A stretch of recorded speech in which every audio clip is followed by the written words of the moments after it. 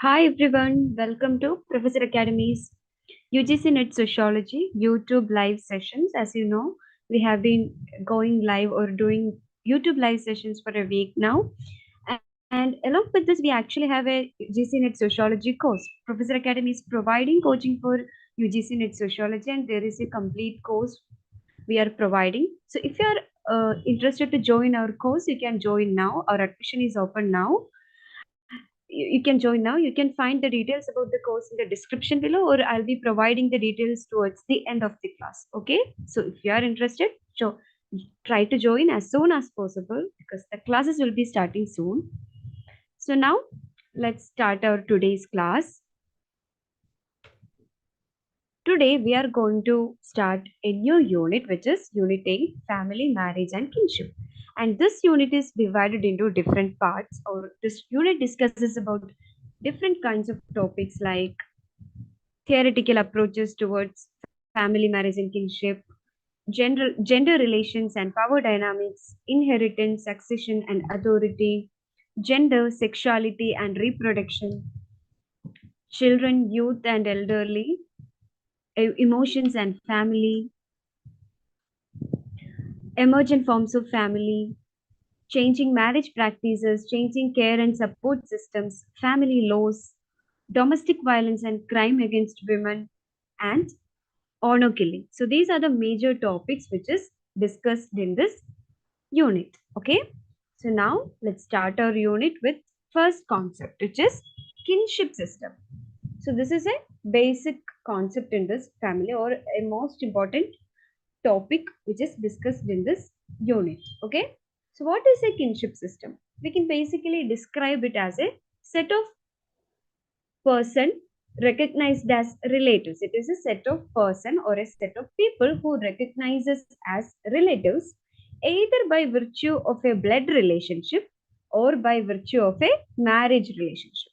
So kinship system is a set of or a group of people who recognize themselves as relatives, and this relationship is either through blood relationship, either they are related by blood or they are related by a marriage relationship.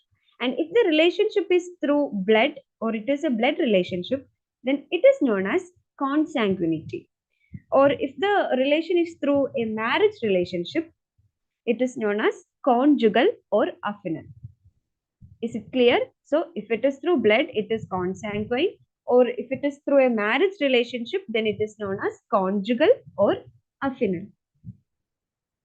Then, but not only this, this is a basic definition, but now relationship based on adoption and places are also included in this category. As time changed, the concept of kinship system also got changed or developed. Nowadays, not only blood relationship or marriage relationship is, only people based on not only people based on that, but nowadays relationship through adoption or places are also considered as kins or kinship. Okay. Then there are another group or another kind of kins known as fictive kins. So this fictive kins are found in societies where mechanical solidarity is higher. So where is this mechanical solidarity is higher? We already learned this mechanical solidarity is higher in rural societies, isn't it? So fictive kin, we can find a kind of fictive kins or this group of fictive kins in societies which have mechanical solidarity. For example, in rural societies. And these fictive kins are related not by marriage or not by blood. This relationship or this kinship is not based on marriage or not based on kinship. But this kind of kinship is a result of individual preferences as a result of friendships, religious obligations, etc.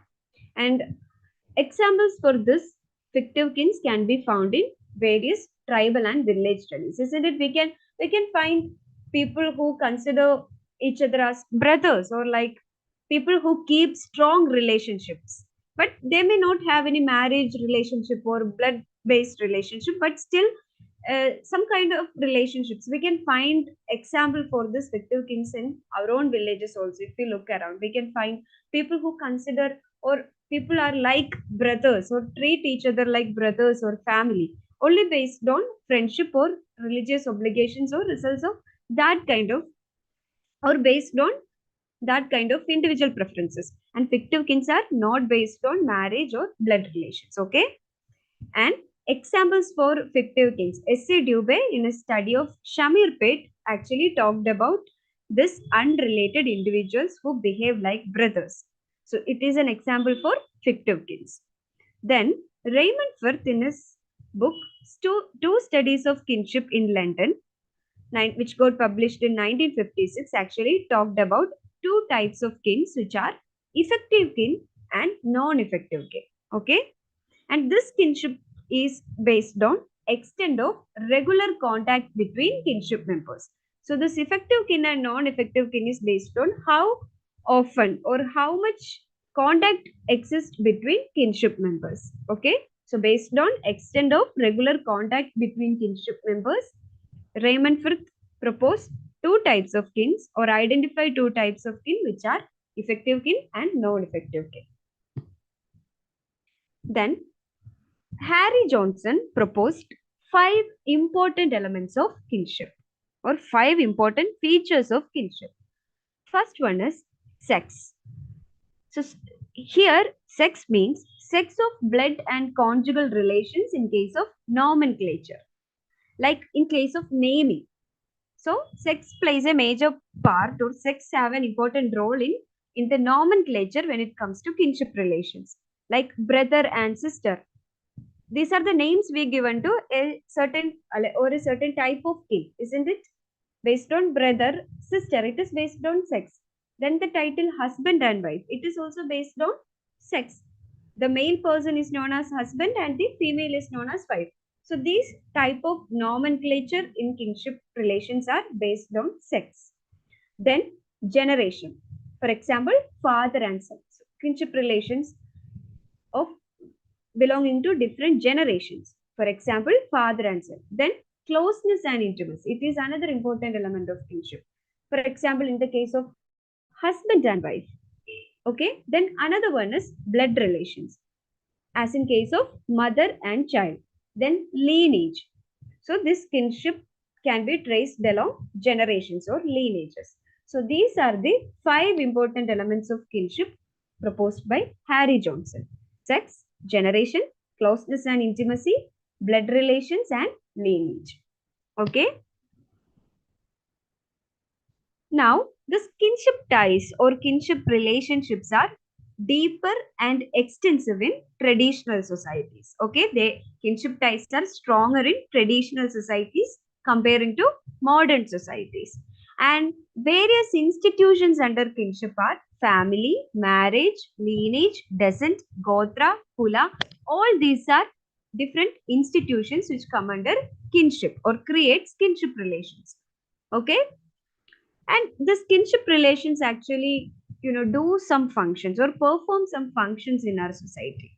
So these are some of the major functions performed by kinship relations in our society, which are: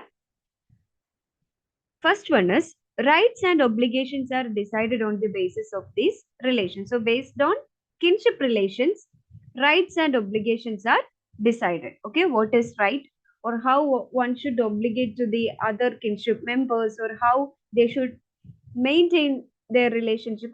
So right and wrong, or right and obligations are decided on the basis of kinship relations. Then governing of system of production, consumption, and authority is also, in some groups or in some communities, the governing of system of production, consumption, and authority is, performed by kinship systems. For example, among tribes, if we take tribal groups, in most of the tribal groups, the production process or conception and authority is governed by or done by kinship groups. Okay. And this kinship groups also lay down marriage taboos. Now, by marriage taboos, it means what should do or what shouldn't do in when it comes to marriage relationships, or who can marry which person in a kinship relationship, or who should stay away from marrying each other. So that kind of rules also, this kinship relations also put forward that kind of rules or taboos related to marriage. Then kinship relations also perform various rites or rituals when it comes to different ceremonies like birth ceremonies or death ceremonies. So like during that kind of ceremonies, this kinship relationships or kins can play different kind of, or they do or perform different types of rites. Okay, but due to some factors or due to some processes like nuclear development of nuclear family, development of individualization, increased migration, urbanization, women empowerment, etc. So due to all these happenings or phenomena, these processes has changed the qualitative nature of kinship relations. Okay, or as a result of all these happenings like individualization, industrialization, migration, the basic nature of kinship relations has changed. It is very much different in our modern society when comparing to traditional societies. And we can say kinship relations are not that much strong in our modern society, isn't it?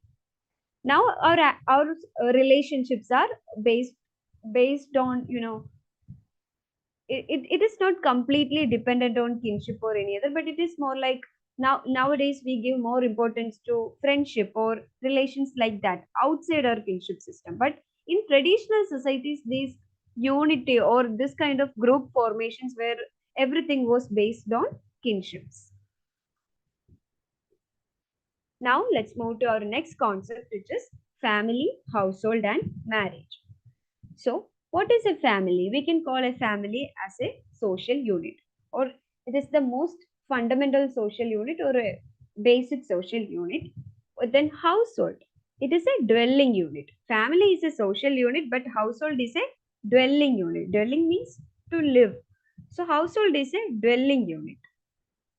Then marriage is a union of two adults or two or more. In case of polygamy, there are more than two adults. So marriage is a union of two or more adults.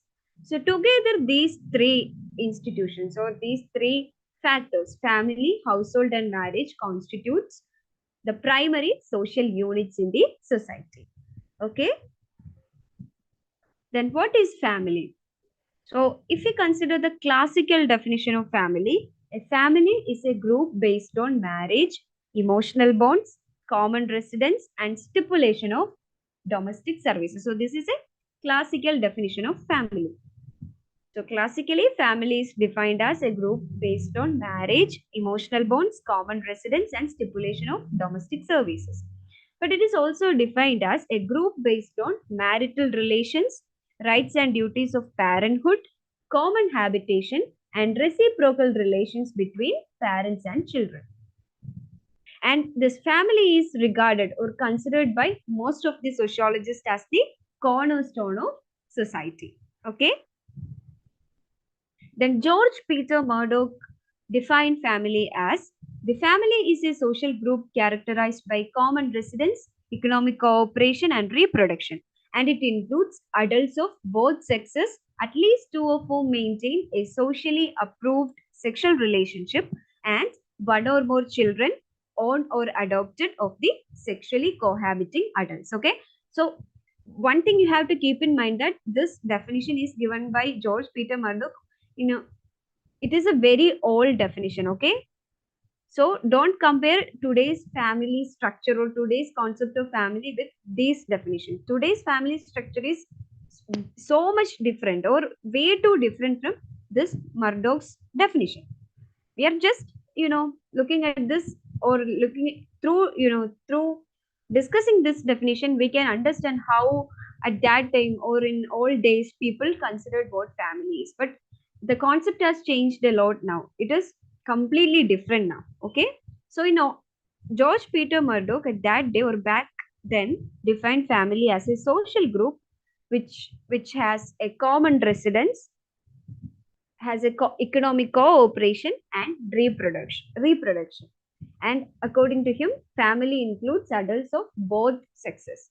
But today it is not mandatory. Family can be of people belonging to same sex also. But at that time, family was only something which includes adults of both sexes, at least two of whom maintain a socially approved sexual relationship, and one or more children own or adopted of the sexually cohabiting adults. So this we can consider as a very old definition of family, but now it has changed a lot. So G.P. Murdoch was a functionalist and he studied more than 250 societies, both traditional and industrial. And in his book Social Structure, he explained family, or he viewed it as a universal social institution, and he said that family existed in all kinds of societies from hunting gathering to industrial. So according to him, even though the structure has changed or structural changes happened in family, but it existed in all kinds of society from hunting gathering society to industrial societies.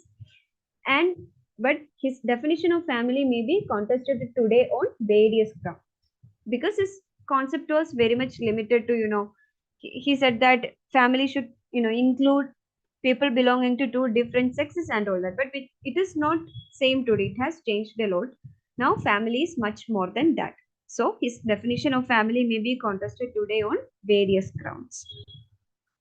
Then McIver and Page proposed some features of family. So these are the features of family proposed or given by McIver and Page. The first feature is universality, which means family is found in all societies. Next, second feature is affective affinity, which means that family provides emotional basis for all members. Okay, family provides emotional basis for all members. Next feature is limited size, which means family is the smallest social unit or kin group. It has a very limited size. Next one is its nuclear position. Nuclear means like a nucleus in a cell. Family also have a key position or central position in society. Next one is responsibilities of the members. The members of a family has assigned roles. Each of them have their own pre-assigned roles to follow or perform in the society. So responsibilities of the members is another feature of family. And the last one is social regulation, because family lay down values for members to follow. So it is another feature of family. It provides social regulation, or it performs social regulation. So these are the features of family given by McIver and Page. Then, so after considering all these explanations, in a nutshell or shortly, we can say that family is a primary social institution consisting of some adults, reproductive relationship, children, emotional bond, relations. Relations can be both consanguineal and affinal. Then there would be a household, economic cooperation, and so on. So family is a social institution consisting of all these aspects. But this can also be, debated in various levels, which we will be discussing later. When it comes to various viewpoints or various perspectives, all these aspects can also be debated. Okay? Because the concept of family has now become more fluid with changing social structures and all.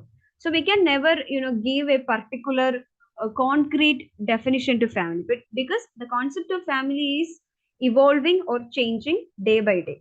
Okay, but still, overall, in an overall way, we can call or define family like this. So, and also classical definitions of family are no longer valid, like the one G.P. Murdoch gave about family. So classical definitions of family like that are no longer valid, because family today is not limited by adults of opposite sexes and may not perform the functions of reproduction. So according to the classical definitions, two of the major features of family was that family is composed of adults of opposite sexes and family perform the functions of reproduction. But family today is not at all like that. Now family is not limited to adults of opposite sexes. There we can find same-sex partners, forming a family, or we can find single person households, or we can find one person adopting a child, and there also we can call that also as a family.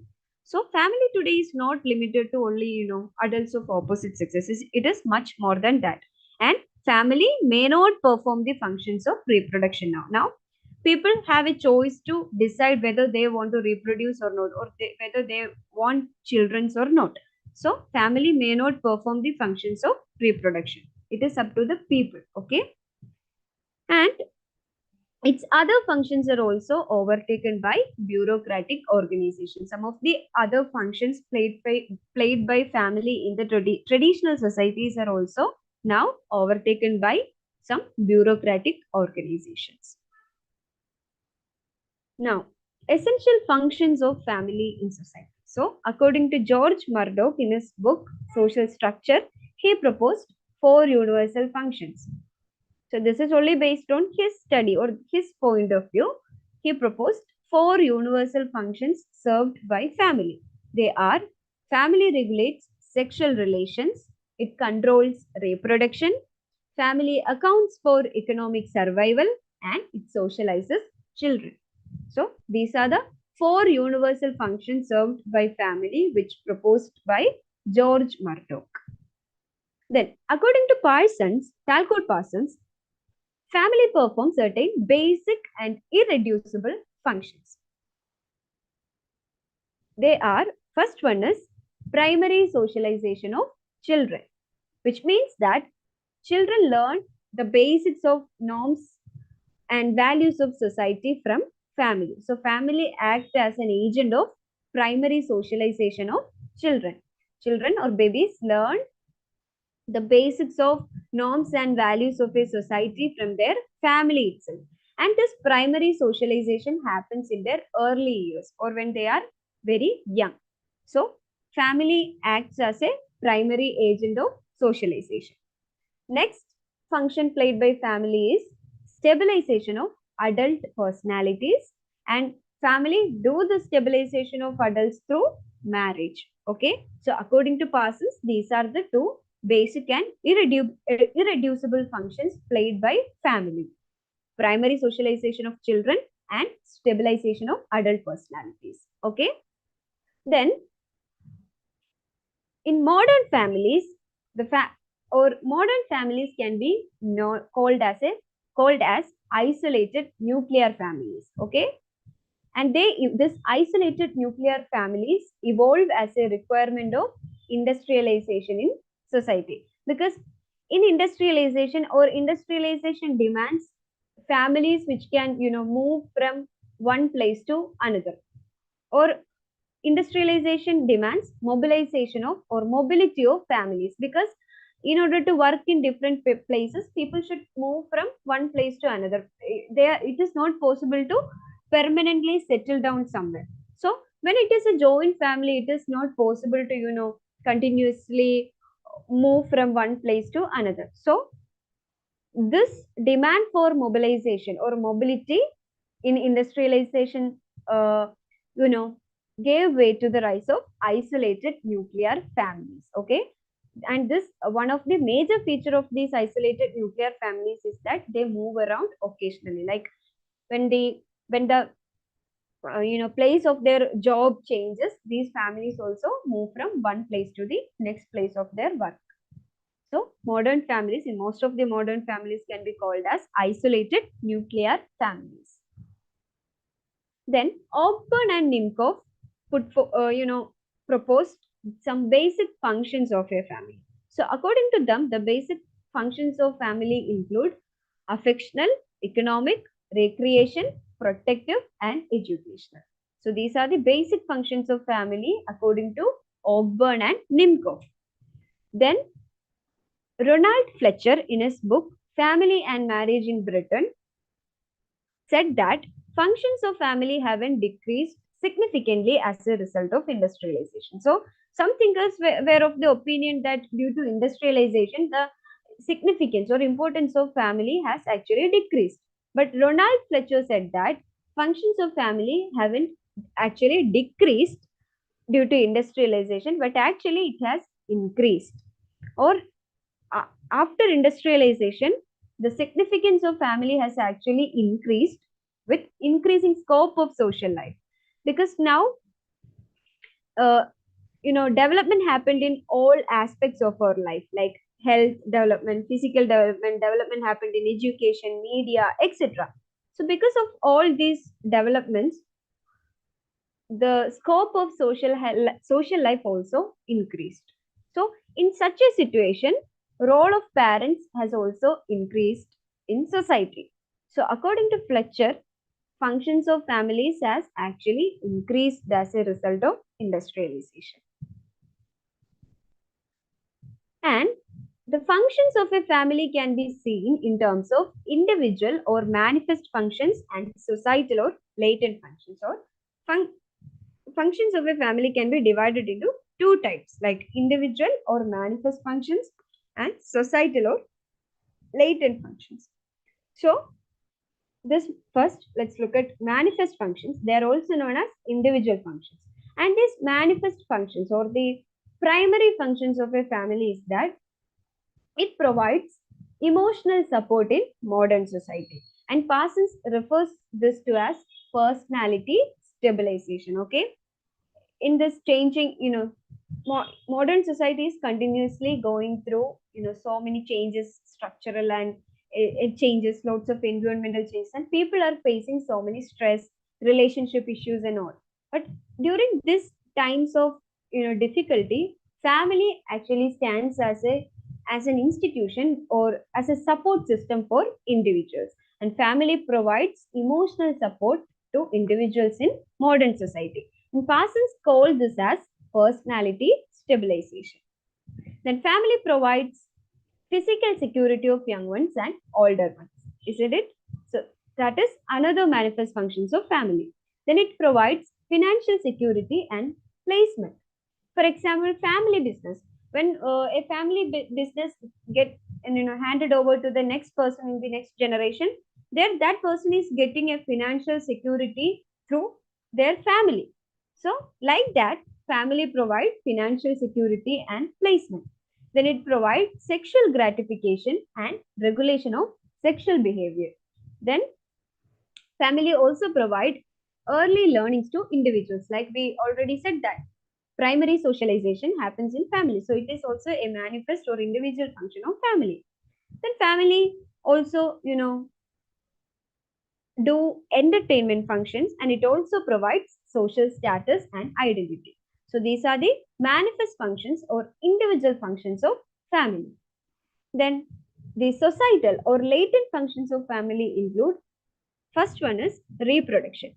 So through the process of reproduction, families actually keeps the society alive. Okay. So the primary latent function or the most important latent or societal function of family is reproduction, and it keeps the society alive. The next one is cultural transmission. Families transfer cultural patterns or culture from one generation to another. So it plays the role of cultural transmission also. Then another one is primary socialization of children. Then mechanism of social control. Then physical and emotional care of the geriatrics and the disabled. Geriatrics means old people. So family also provide physical and emotional care for the geriatrics and the disabled. And it also function as a unit of economic production, or it used to function as a unit of economic production. We know that family was the basic unit of production in traditional society, but now it has changed, but still we can find some forms of this in some parts. Okay. So it used to function as a unit of economic production. So these are the latent functions of family. Then Frederick Engels, in his book The Origin of Family, Private Property and the State, gave one of the earliest Marxist perspectives on family. So according to him, in the communal mode of production, family did not exist. Family did not exist in communal mode of production. But as the mode of production matured or changed, limitations on sexual relations began to, emerge. Or there came, some limitations on sexual relations. And this is what led to the emergence of modern family. And according to him, monogamous nuclear family emerged as a result of property for the protection of private property through inheritance. So according to Engels, monogamous nuclear family is emerged as a result of property, and it emerged for the protection of private property through inheritance. Okay, so this is Engels' view on, or Engels' perspective on family. Then according to the feminist perspective, or feminist perspective view family in terms of unequal power relationships based on gender. Then feminist perspective try to highlight economic worth of unpaid labor done by women in household chores. Okay, so feminist perspective view family in terms of unequal power relationships, or view, or they always try to talk about or explain the unequal unequal distribution, or unequal distribution of labor existing in inside family and all. And Fran Ashley said that women also provide emotional support to the frustrated males in a capitalist system. So these are some of the major points related to feminist perspective on family. Then family not only have functions, but it also has some dysfunctions. So now let's discuss some of the dysfunctions of family. So according to Morgan in his book Social Theory and the Family said that family is depicted as harmonious social institution, but in reality it may not be so. Then according to Marxist thinkers, family breeds notions of conformity, or family force individuals to conform to certain values or norms or social roles, something like that. So according to Marxist, family breeds notions of conformity. Then according to David Cooper, family denies individual freedom and it is a hindrance in development of individual's self. Okay. Then Edmund Leach in his book A Runaway World said that modern family is isolated from larger society and modern family is isolated from larger society and kin, and it is a storehouse of stress and tension. So according to Edmund Leach, modern families have no relationship with the larger society and their kinship or with their kins, and they are like, or modern families are like a storehouse of, or modern families are filled with stress and tension. Then feminist thinkers like Margaret Winston said that family perpetuates unpaid labor. Okay.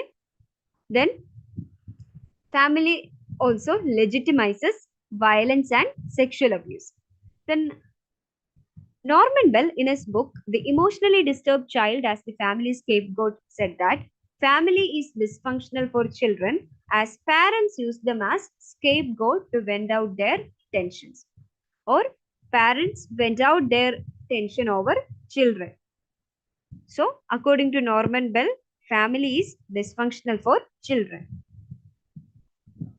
Then, next, these are some of the features of traditional family structure. Okay, not modern family structure, but these are the features of traditional family structure. In terms of size, family structures, there are three types of family structures: nuclear family, joint family, and extended family. Then, based on authority relationships, families were also divided based on authority relationships, and the dominant form was of patriarchal form. Okay, in traditional societies, the dominant form of authority was patriarchal. Then kinship bonds within families. When we consider the kinship bonds within family, consanguineal bonds or bonds based on blood was much stronger over the bonds based on marriage. Bonds related to blood were much stronger than the other. Then descent. Based on descent, family structures were divided into matrilineal family structures or patrilineal family structures. Then in case of seniority, in traditional families, based on seniority, people were given more respect and authority. Isn't it? In traditional families, older person or head of the family had much more authority and they got respect. Then division of labor. was sex-based and patriarchal in nature. Then rules of relations. Family also put in traditional families also put forward some rules of relations like incest taboo, women rearing children, etc. Then ownership patterns. Ownership were mostly with adult males. In traditional families, ownership were mostly with or mostly given to adult males, and succession line was patrilineal. Matrilineal succession was there, but it was rare. Mostly the ownership was given to adult males and the succession line was patrilineal. So these are the features of traditional family structure. Okay. Then so many structural changes happened to family due to these reasons. Due to these reasons, family went through so many structural changes. So what are the major reasons for this structural change? Increased female labor force participation, legislation impacts on gender, personal law reforms, international migration, advances in science and technology, including new reproductive technologies, etc. So, increased female labor force participation. So, in older times, in traditional society, families, traditional family structures, women were, women were the one who mostly did the household work. So women were the one who look after kids and prepare food, wash clothes, and women did most of that domestic works, and men went out and do other works. But when the female labor force participation increased, it also reflected in the family structure. Women also started to go outside and do other jobs and started to earn incomes. So this reflected in their status in the family, and it also changed the family structure. Then other one is legislation impacts on gender. Due to several laws or introduction of legislations, gender inequality, became, or several laws started to solve the issues of gender inequality, and people started to get more opportunities irrespective of their gender. So this also reflected in family structure. Then personal law reforms. Personal law reforms like introduction of laws like law of equality and all, also give everyone to do the work they like to do, or people got more freedom, and this also reflected in the family structure. Then international migration, when people started to migrate to other countries in search for jobs or for education, this also started to change our traditional family structures. Then advances in science and technology like new reproductive technologies, this also created huge transformations in family structures. Okay. Now, due to all these reasons, or all these reasons caused this kind of changes in family structure, or these are the changes which happened to our traditional family structure, like changes like conjugal relations and authority structure, parent-child relationships, parental roles, brother-sister relationships, greater incidences of divorce, authority structure changes, rise of traditionally non-institutionalized features. First one is conjugal relations and authority structure. So we already said that in traditional societies, when it comes to kinship bonds or family bonds, more important was given to relationship based on blood.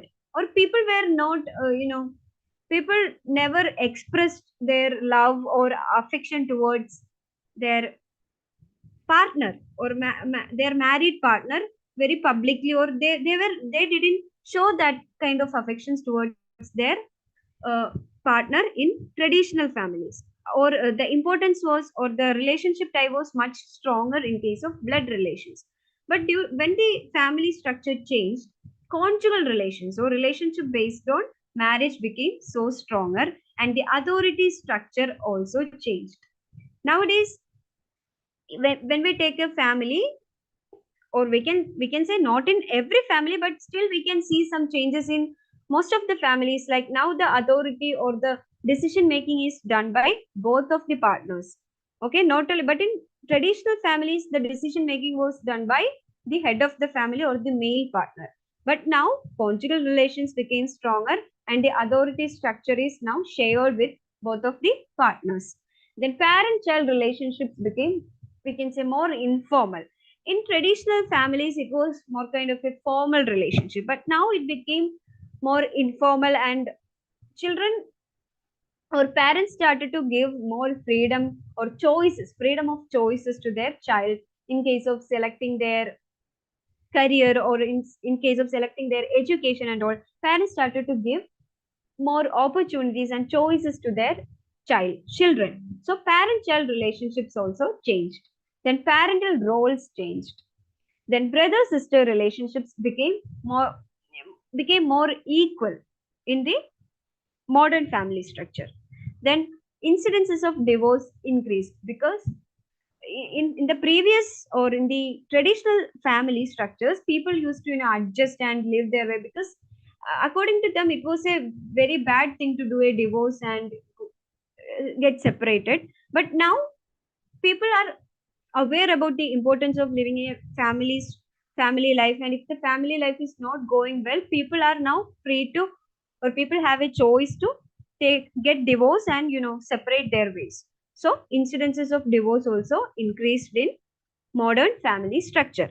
Then authority structure changed. In traditional families, the authority was vested in the uh, eldest male in the family. But now it is not like that. Now the authority is mostly vested or given to the person who is earning in the family. It can be the son, or it can be the it may not be the elder one in the family, but it can be the son of that elder person or daughter of that elder person. So now the authority is mostly who is based on the person who is getting income or earning. So authority structures also changed.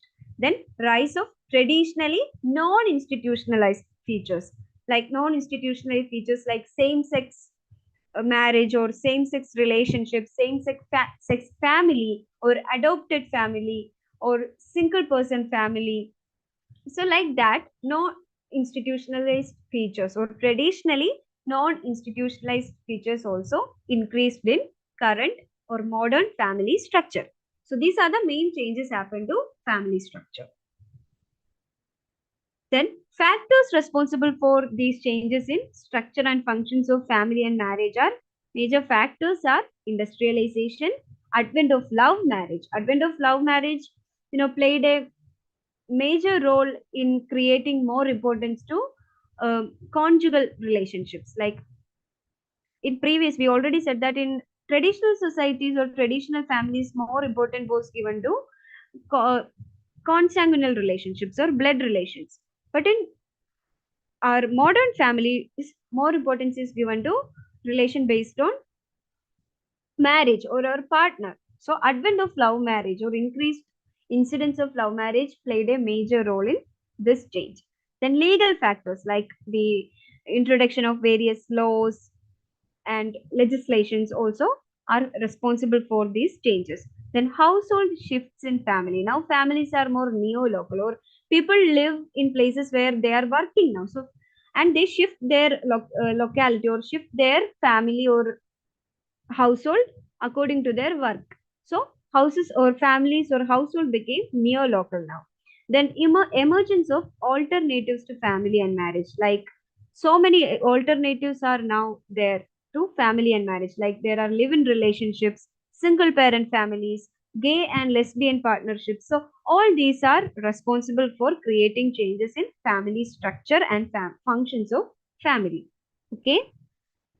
Yeah, these are also some of the reasons for this structural and functional changes of family. Another reasons are growing individualization. Now, individualization is much more comparing to traditional families. People always put themselves over any other thing. So, individualization. Then, educational achievements of women actually, developed or increased the position of women, or we can say due to the educational achievements of women, women are now able to do or achieve so many primary positions of job in society. So this also reflected in the family structure. Then overpopulation and migration. This also reflected in the structural changes of family. Then problems of accommodation. Due to problems of accommodation, people started to leave the joint family systems and started to live separately. Then secularization of society, role of media, state policies like family planning, then land reforms, economic difficulties in rural areas. All these are factors which played major roles in creating changes in family structure and family functions. Then types and forms of authority. Okay, now let's move to next topic, types and forms of authority.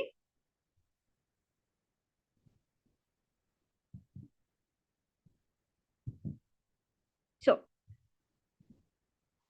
just a second.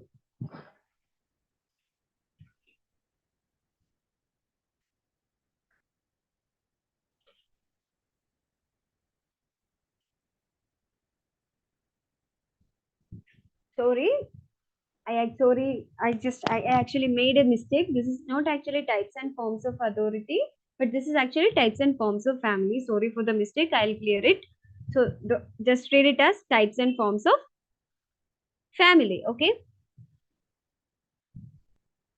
So on the basis of residence, family can be divided into, or family is mainly divided into four: matrilocal, patrilocal, duolocal, and neolocal. Okay.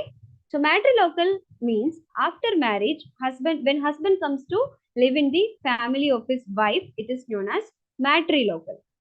Then patrilocal means after marriage, when wife comes to live in the family of her husband, it is known as patrilocal. The duolocal means married couple change their residence alternatively. Sometimes they live in wife's house, sometimes in the husband's house. So that kind of residence is known as duolocal. Then there is neolocal. So in neolocal residence, newly married couple establish a new family which is independent of their parents, and they settle at a new place. And this would be, mostly based on their job, or for job purposes, they settled at a new place. So that kind of residence is type of family is known as neolocal. So on the basis of residence, there are four. We can say there are four major types of family, which are matrilocal, patrilocal, duolocal, and neolocal. Now, on the basis of authority, there are mainly two types of family, which is matriarchal family and patriarchal. So, in matriarchal, power or authority is rests on the eldest female member of the family, especially the wife or mother.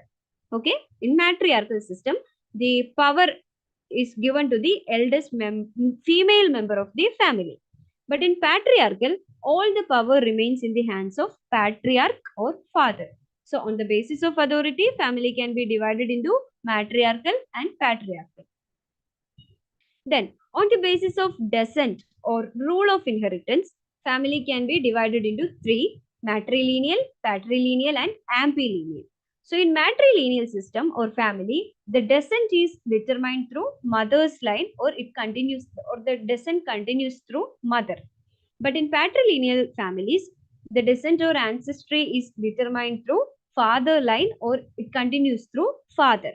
In ambilineal, actually individuals have the choice to select, or they have a choice to select which affiliation they want, either with mother or father's group. So in ambilineal, individuals have the choice to select their affiliation. Okay. So based on the basis of descent or rule of inheritance, these are the three types of family which are matrilineal, patrilineal, and ambilineal. Then on the basis of marriage, we can say there are three types of family. First is monogamy. Monogamy means marriage with only one person at a time. It is monogamy. Marriage with only one person at a time. That is monogamy. Then there is polyandry. Polyandry means marriage of a woman to two or more men at the same time. A single woman marrying two or more men at the same time, or getting married to two or more men at the same time, is known as polyandry. Then there is polygyny. It means marriage of a man with several women. It is polygamy. And this polyandry and polygyny together, it is known as polygamy, which means marriage including more than two persons. It is polygamy. So polygamy can be divided into two types: polyandry and polygyny. Polyandry is the marriage of a woman to two or more men at the same time. Polygyny is the marriage of a man with several women. So on the basis of marriage also, we can divide families into these three types. Then on the basis of household size, we can divide family into four types, which are joint household, nuclear household, single person household, and institutional household. And we will be discussing this later in this class, types of household. So basis of household, family can be divided into four types. Then on the basis of size, family can be divided into nuclear family and extended family. Then on the basis of membership type, family can be divided into conjugal family and consanguine family. So if the membership is through marriage relations, it is conjugal family, or if the membership is through blood relations, it is consanguine family. Then there is family of orientation. So a family of orientation is the family in which one is born as a child. That is one person's family of orientation. Our family of orientation is the family which we born as a child. That is our family of orientation. Then there is other one which is family of procreation. So it is the family in which one is a parent. That is that person's family of procreation. So there is family of orientation and family of procreation. Okay. Then there are some other classifications also, like serial monogamy given by Anthony Giddens. So serial monogamy means a person goes through multiple divorces followed by multiple marriages and nuclear households are formed in succession. This is known as serial monogamy. So this is a process of series of monogamic practices, like a person goes through multiple divorces, or first that person gets married, then do divorce, then get married next time, then also do divorce, then get married. So it's like a series process. So a person goes through multiple divorces and multiple marriages, and when they do each time, or then when the marriage happens each time, a household is also formed there, or a nuclear household is formed. So that kind of family is forming is known as serial monogamy. Then there is family of choice, and this concept or this type of families we can is discussed in context of LGBTQ plus community. So a family of choice is a group of individuals who deliberately choose one another to play significant roles in each other's life. They may not be, they may not be related by blood, or may not be related by marriage relationships, or but they deliberately choose one another to play significant roles in each other's life. So that kind of a family is known as family of choice. Then Parsons introduced a particular type of family known as, or Parsons discussed about a particular type of family known as isolated nuclear family. So he discussed about this in his book, The Social Structure of Family. And isolated nuclear families are a type of family in modern industrial societies. And these isolated nuclear families are structurally isolated because they doesn't form a part of wider system of kinship relations. They are completely separated from the wider systems of kinship relations. And in kinship relations do exist in isolated nuclear families, but they are more kind of a matter of choice than binding obligations. In traditional families, kinship relations were binding obligations. People should follow, or people were, strictly should follow, or strictly should keep their kinship relations. But when it comes to isolated nuclear families, these kinship relations are more of a matter of choice. And this isolated nuclear families evolved to meet the needs of new economic system, as it needs a geographically mobile family, as we said earlier.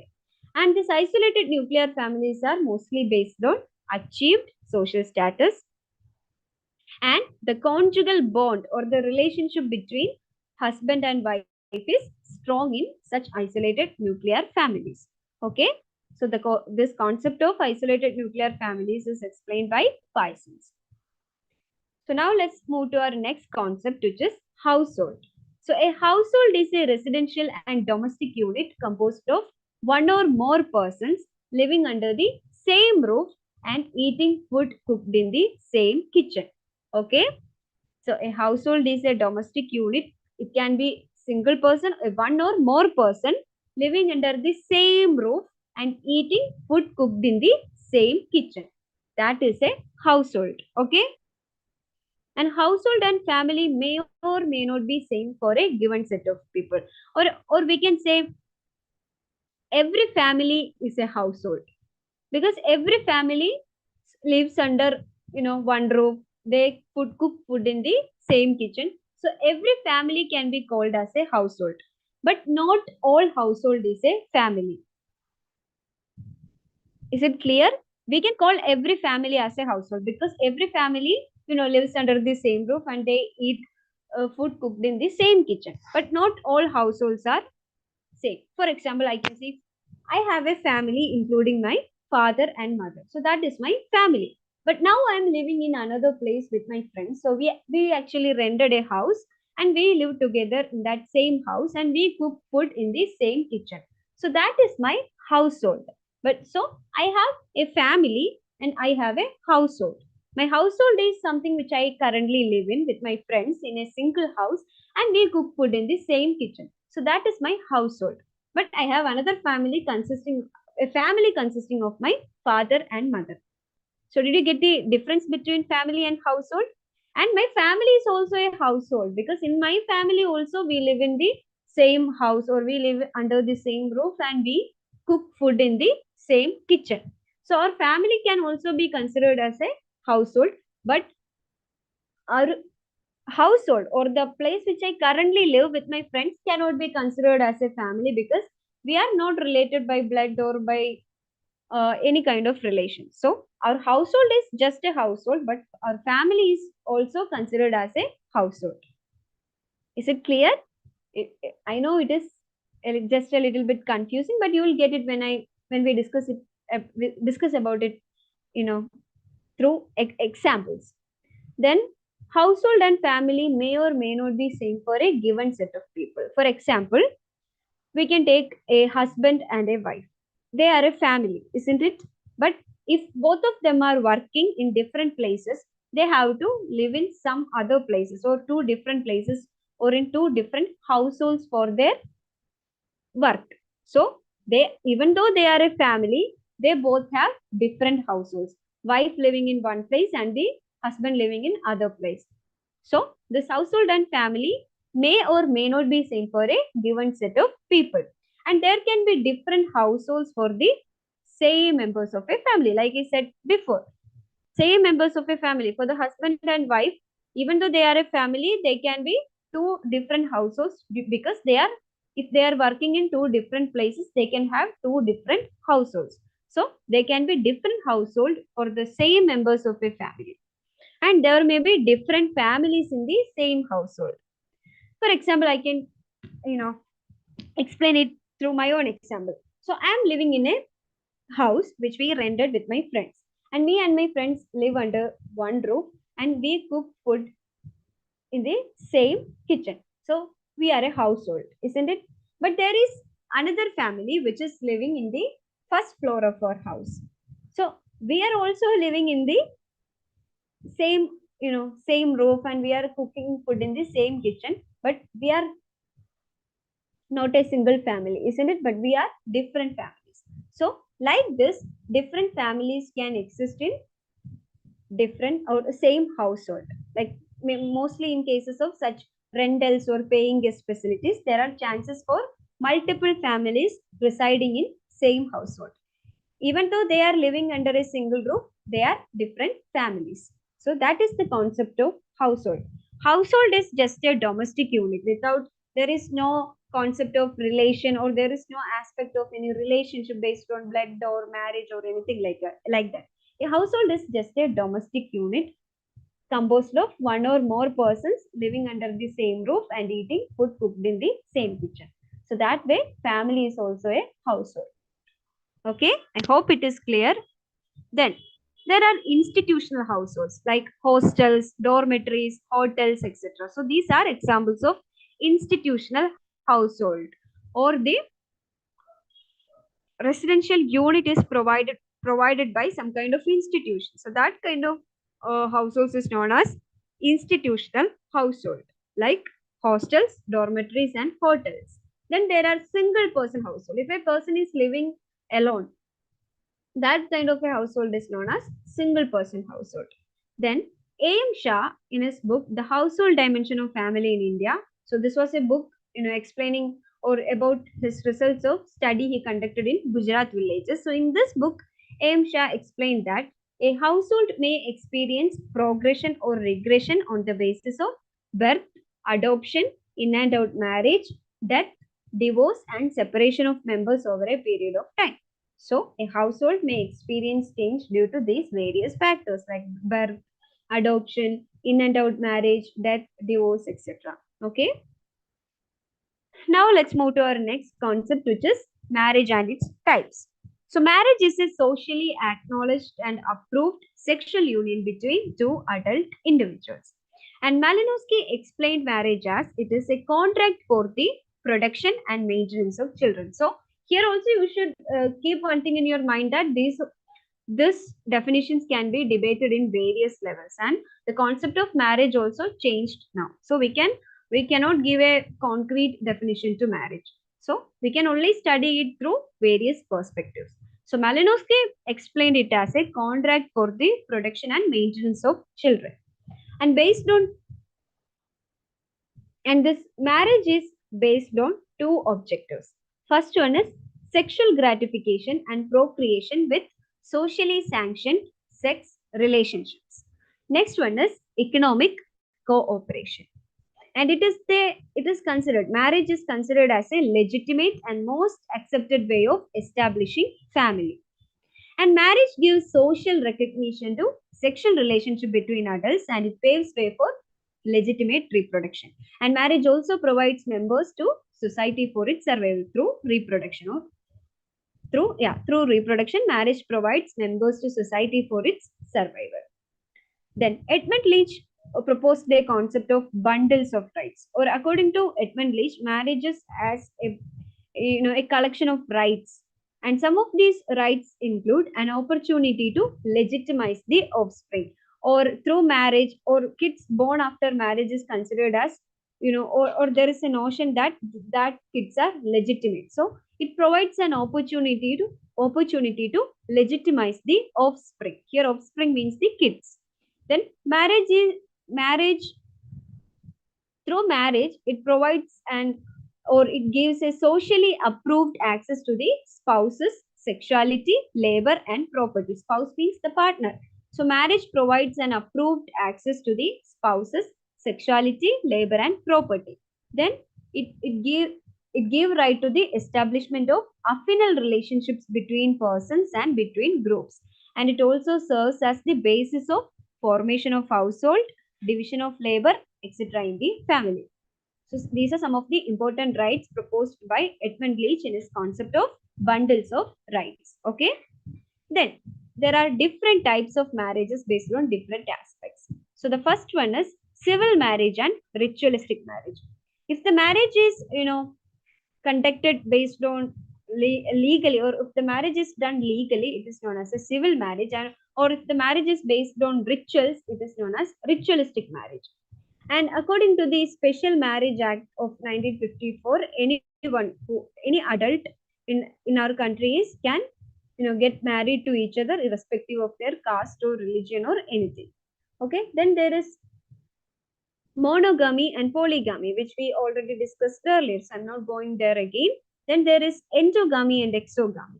So endogamy means marriage between people of the same group, or people only marry within their own group, like caste endogamy. There is a notion there is a practice in our India that people tends to marry within their own caste, isn't it? Even though it is changing, it was very much strong in previous decades. Caste endogamy, caste restrictions of marriages were very much strong, but now it has changed.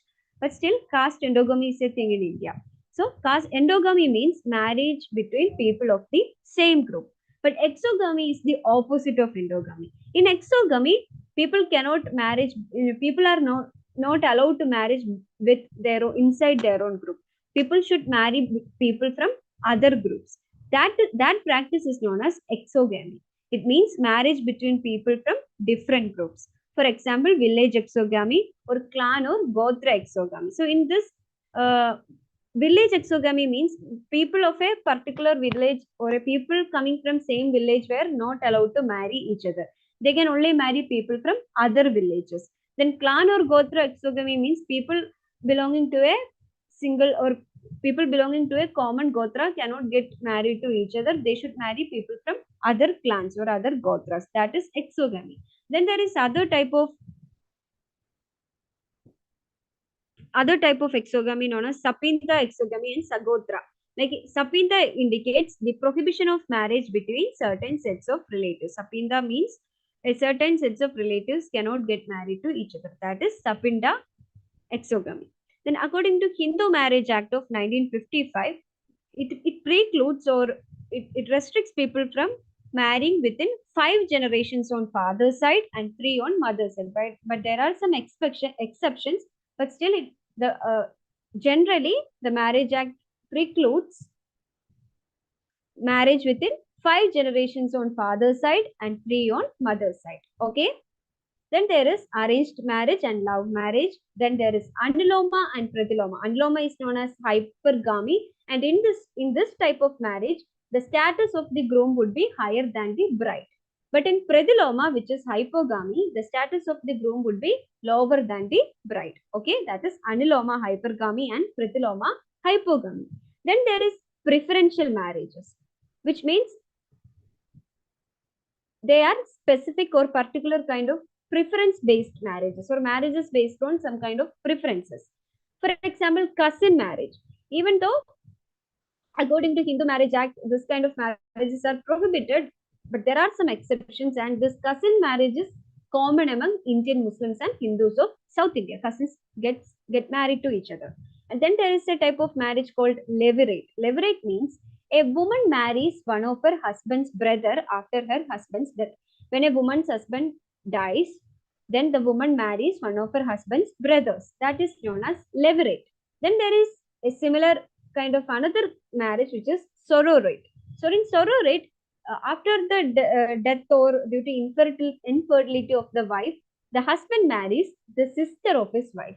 That is known as sororate. So levirate and sororate. Okay. Then there is remarriage. Remarriage can be done after getting divorced or after the death of the partner, anything. So there is remarriage. Then there are some community specific rules based marriages like marriages by kidnapping, elopement, post marriage. So like this, there exists some community specific kind of marriages also.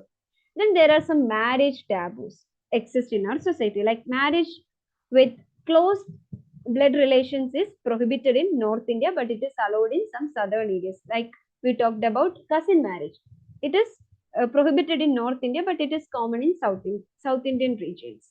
Then age difference is a major marriage taboo. Like our society expect the females to be lower age, or it expect the male to be older than the bride. So the age difference is also a major marriage taboo in our society. Then there are some other less common forms of marriage also, like walking marriages, temporary marriages, forced marriages, etc. And then there is another type called convenience marriage. So this convenience marriage is, done to derive some benefits, or it is to get some benefits, like in order to get the citizenship status or something like that. Convenience marriage is done to derive some benefits. And according to Special Marriage Act of 1954, this Marriage Act legalized secular marriages and interreligious marriages in India. Then Hindu Marriage Act prohibits polygamy. Okay. Then there is a concept called incest taboo. It is a principle which disallows sexual relationship with close primary kin. Like it restricts sexual relationship with close kin like father, mother, sister, brother, son, daughter, etc. So it is a principle which restricts sexual relationship with close primary kin. So incest taboo is an exogamous principle which is almost universally followed, isn't it? It is a universally followed principle. And but the degree of prohibition varies according to different societies, because as we already said, in some societies, parallel cousin marriages are allowed. So like that, the degree of prohibition varies according to various societies. And Levi-Strauss talked about this incest taboo as a way of creating wider social networks and relations. But some other thinkers argued that it is biologically ingrained in humans and even in many animals also. So this is the concept of incest taboo. Then there is lineage. So we can understand this lineage in two terms. First one is, it can be understood as a principle on the basis of which alignment or inheritance is chosen in a linear fashion. And the most common forms of lineage are patrilineage and matrilineage. And this lineage system gives rise to descent groups which are linear in character.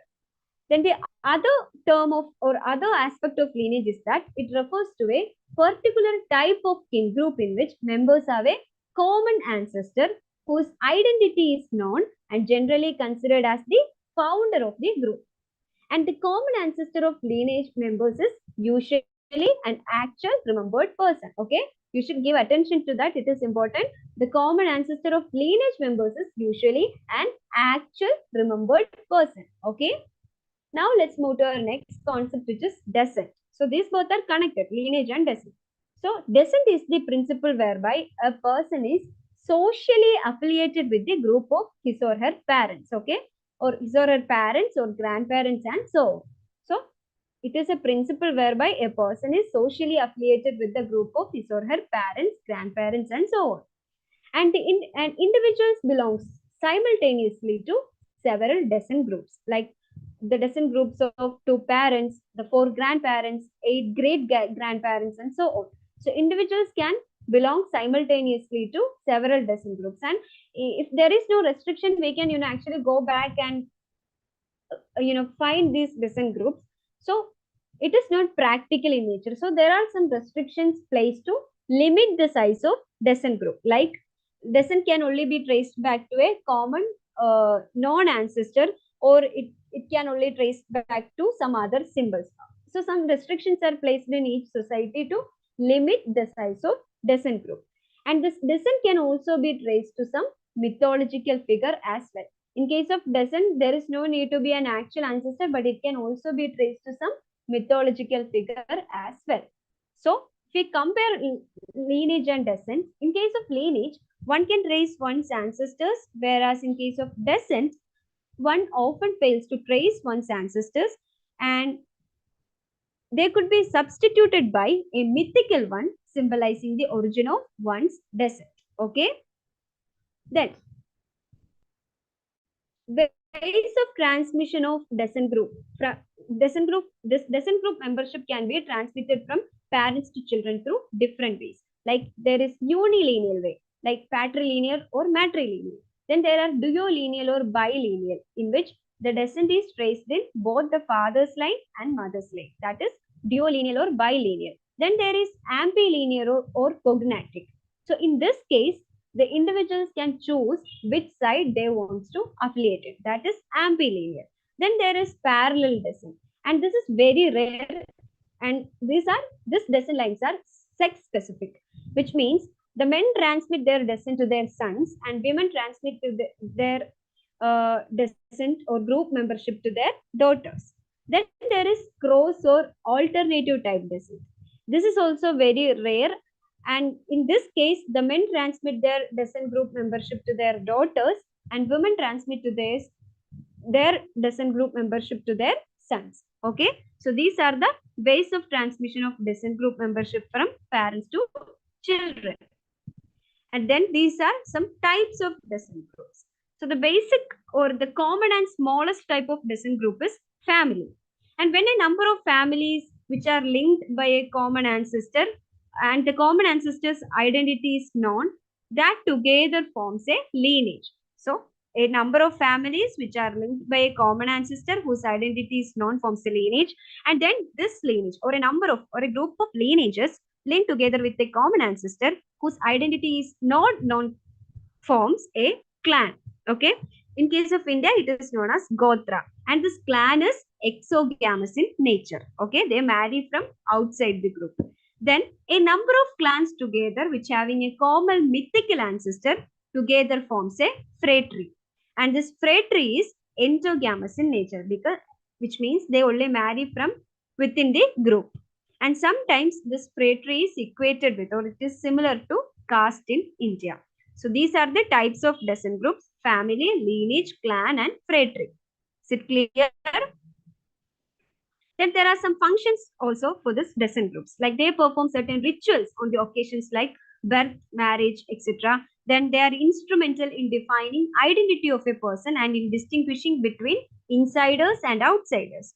And in earlier times, these kinship groups could convert into war groups. And the descent group will also have a built-in authority structure, and an individual's economic rights and responsibilities will be defined by their position in the descent group. So these are the major functions of a descent group. That's all for today. Now let's just go through some of the major questions, or some questions which we already discussed in this class. First one is, what are the major types of family based on residence? Based on residence, family can be divided into matrilocal, patrilocal, duolocal, and neolocal. Then, what is the type of family suggested by Anthony Giddens based on the volatility in the form of family? It is serial monogamy.